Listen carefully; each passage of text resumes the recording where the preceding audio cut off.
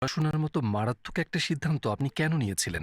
আচ্ছা, বেশ। যখন করছিলাম তখন এটা আমার তো বিপজ্জনক বলে মনে হয়। আমি হাই স্কুল থাকাকালে আমার বাবার কমান্ডার একদিন আমাকে বললেন, "দেখো আমরা তোমার পরিবারকে চিনি। আমরা তোমার অবস্থানটা জানি। আমরা জানি যে তুমি বিতর্কে ভালো। তুমি মানুষের সাথে কথা বলতে পারো। তুমি মানুষকে বোঝাতে পারো তোমার গ্রেড ভালো। এবং তুমি একজন ভালো খ্রিস্টান। তাই আমরা চাই তুমি এই দলের অংশ হিসেবে কাজ করো। তোমার কাজ হবে মহিলাদেরকে ইসলামের চর্চা থেকে বিরত রাখা।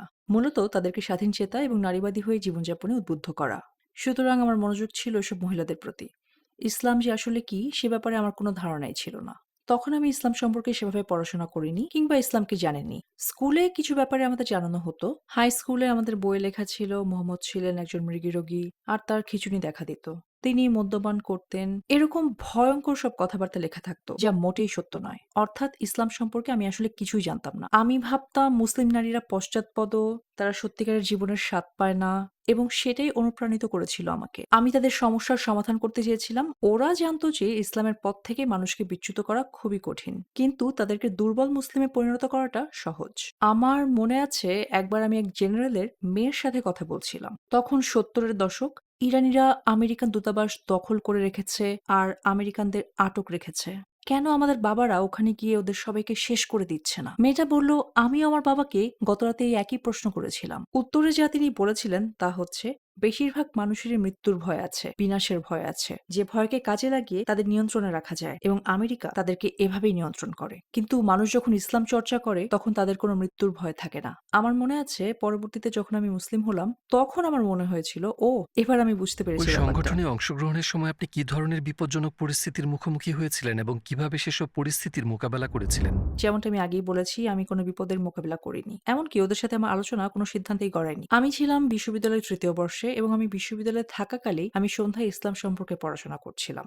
দিনের বেলায় স্বাভাবিকভাবেই ক্লাসে যাচ্ছিলাম। চলছিল আন্তর্জাতিক সম্পর্ক বিষয়ে পড়াশোনা। সন্ধ্যায় আমি বসছিলাম একদল খ্রিস্টানের সাথে। আসলে তারা বেশিরভাগই ছিল ইহুদি। ওখানে আমি মূলত শিখছিলাম কোরআন ও হাদিস জেনে কিভাবে সেগুলোকে তুচ্ছ-তাচ্ছিল্য করা যায়। কোরআন বলে কিভাবে পর্দা করতে হয়, কিভাবে বস্ত্র দিয়ে বক্ষদেশ আবৃত করতে হয়, কিভাবে মাথা ঢাকতে হবে সেটা কিন্তু বলে না।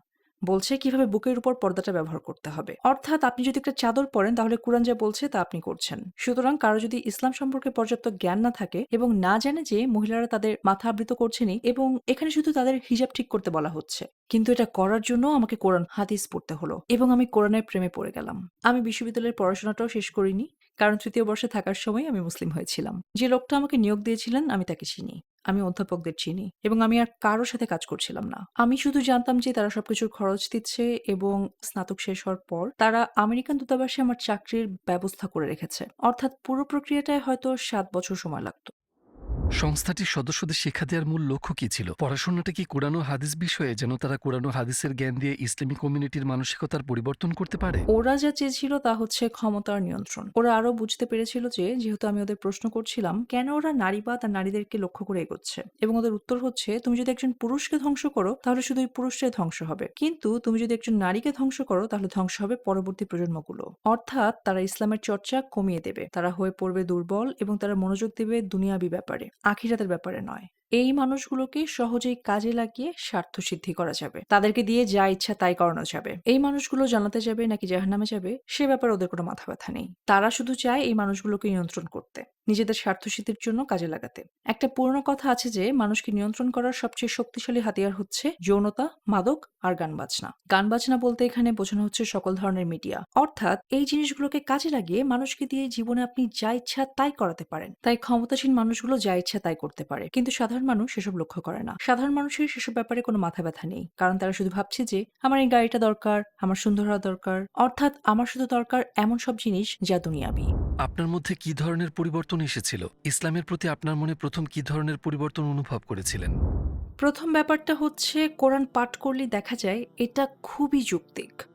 কোরআনের বাণী অর্থপূর্ণ। বসে, বসে মনোযোগের সাথে আয়াতগুলো পাঠ করলেই সেটা বোঝা যায় সৃষ্টিকর্তা এক ও অদ্বিতীয়। তার কোনো সন্তান নেই, তিনি সর্বশক্তিমান। সমস্ত গুণাবলী রয়েছে সৃষ্টিকর্তার মধ্যে। আপনার ভাবনায় যা কিছু ধরবে তার সবই রয়েছে সৃষ্টিকর্তার। এই ব্যাপারটা আমার কাছে অর্থপূর্ণ মনে হলো। ট্রিনিটি সম্পর্কে আমি যত মানুষকে প্রশ্ন করেছি তাদের কেউই সেসব প্রশ্নের উত্তর দিতে পারেনি। তাই আমার যুক্তিবাদী মনের কাছে ব্যাপারটা আসলেই নাড়া দিল। সেজন্যই যখন আমি এসব জানছিলাম এবং এই শিক্ষা আমার কাছে আবেদন সৃষ্টি করছিল, আমি খ্রিস্ট ধর্ম বিষয়ে ক্লাস করার সিদ্ধান্ত নিয়েছিলাম, যাতে আমি আরো ভালো খ্রিস্টান হতে পারি। তখন আমি খ্রিস্ট ধর্ম সম্পর্কে ক্লাস করছি, আমি ক্লাসে যাই। অধ্যাপক একজন হার্ভার্ড গ্র্যাজুয়েট, তার বয়স হবে ৮০ বছরের কিছু বেশি। তিনি খ্রিস্ট ধর্ম বিষয়ে একজন বিদ্বান হিসেবে অত্যন্ত সুপরিচিত। আমি ভাবলাম ঠিক আছে, এই ব্যক্তি আমাকে ওল্ড টেস্টামেন্ট পড়াবেন, মূল পাঠ্য থেকে নিউ টেস্টামেন্ট পড়াবেন। আমরা পাঠ করলাম গ্রিক, হিব্রু, আরমাইক ও ল্যাটিন। ক্লাসে প্রথম যে কাজটা তিনি করলেন সেটা হচ্ছে কিংস জেমস বাইবেলের ইংরেজি সংস্করণটা হাতে নিয়ে বললেন, এই বইটা ময়লার ঝুড়িতে ফেলে দাও। আমি যেন ভেতরে ভেতরে জমে গেলাম। তারপর তিনি বললেন, যীশু খ্রিস্ট তো ইংরেজিতে কথা বলতেন না। তারপর তিনি মূল প্রসঙ্গে এলেন। জানা গেল তিনি একশ্বরবাদী। তিনি বিশ্বাস করতেন যে ঈশ্বর এক এবং খ্রিস্ট ছিলেন একজন নবী। সুবহানাল্লাহ। তিনি খ্রিস্টানই রয়ে গেছেন, তবে পড়াশোনার ফলে তিনি বুঝতে পেরেছিলেন যে বাইবেলে কিছু পরিবর্তন করা হয়েছে। তারপর তিনি আমাদের পড়ালেন পুরনো বইপত্র, দেখালেন পরিবর্তন, সংযুক্তি আর বিযুক্তি, এবং ব্যাখ্যা করলেন ঐতিহাসিক অর্থ, অর্থাৎ কেন এসব ঘটেছিল, কারা এটা করেছিল এবং কেন করেছিল। সুতরাং আমার বিশ্বাস শক্ত হওয়ার বদলে খ্রিস্ট ধর্মের সম্পূর্ণরূপে বিশ্বাস হারিয়ে ফেললাম। এবং আমি তখনও পাঠ করছিলাম কুরআন, পাঠ করছিলাম নবীর বাণী। এইভাবে কাটলো ১ বছর।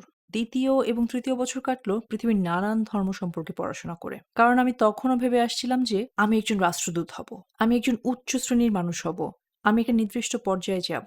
অবশ্য সেরকম একটা পর্যায়ে আমি যথারীতি ছিলাম, কিন্তু আমি চাইছিলাম সেটা অর্জন করব আমি নিজে।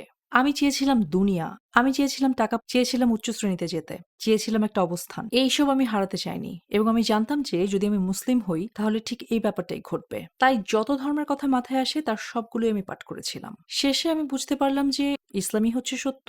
বলে রাখা ভালো, বৌদ্ধ ধর্ম আর হিন্দু ধর্মকে আমি বিবেচনা করি মূলত দর্শন হিসেবেই, ধর্ম হিসেবে ততটা নয়। এইসব ধর্মের রয়েছে একই রকম নৈতিক ব্যাকগ্রাউন্ড, নৈতিক প্রকৃতির পশ্চাৎপট।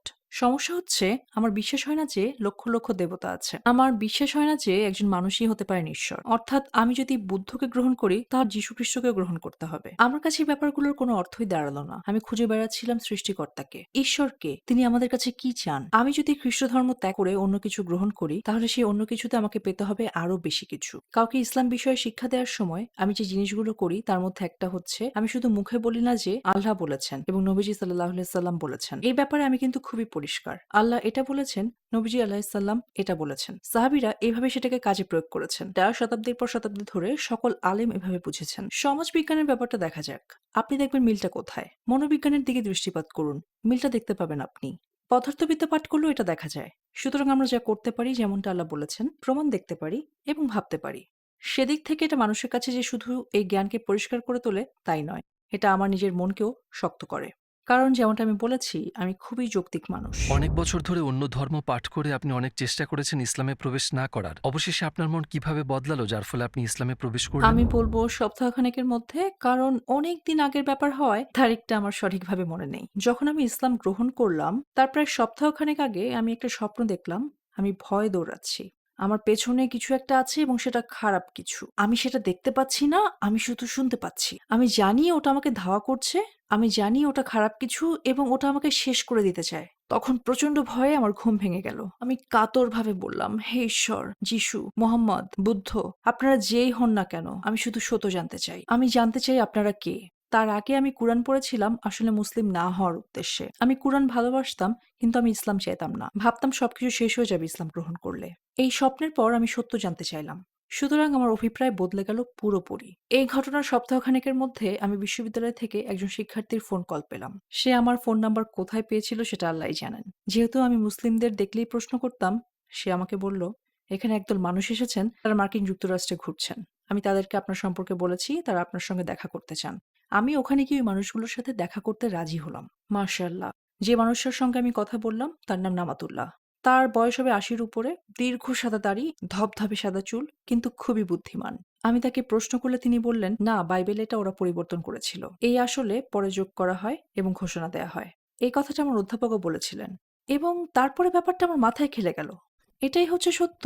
আমি বরাবর ব্যাপারটা এভাবে অস্বীকার করে যেতে পারি না। ব্যাপারটা এখন পরিষ্কার, এটা যৌক্তিক। ওই পর্যায়ে আমি ব্যাপারটা উপলব্ধি করলাম। আমি ভেবে দেখলাম, আমি যদি ঈসা আলাইহিসসালামের যুগের ইহুদি হতাম তাহলে আমাকে গ্রহণ করতে হতো ঈসা আলাইহিসসালামকে। তাহলে এখন আমি কিভাবে মুহাম্মদ সাল্লাল্লাহু আলাইহি ওয়াসাল্লামকে অস্বীকার করি? নিজের জীবন দিতে হলেও কি সেটা সম্ভব?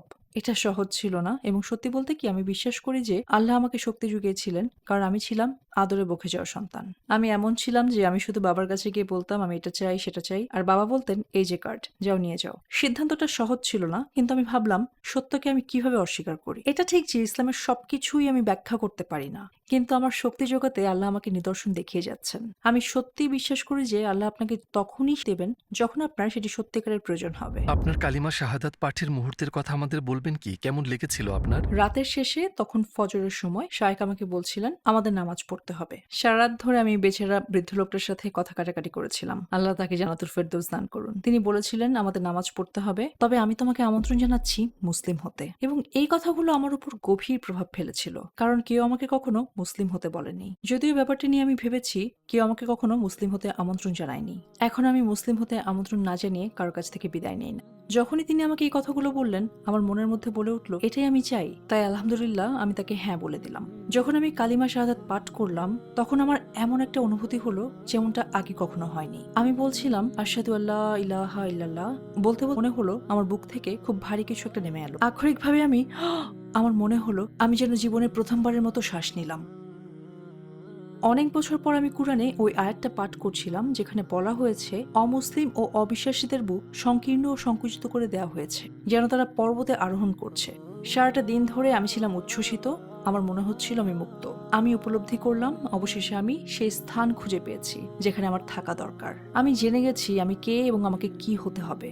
আর মনে হলো আমি আধ্যাত্মিক নেশার আনন্দে আছি। আমি বাড়িতে গেলাম, আমার অ্যাপার্টমেন্টে বাবাকে কল করলাম।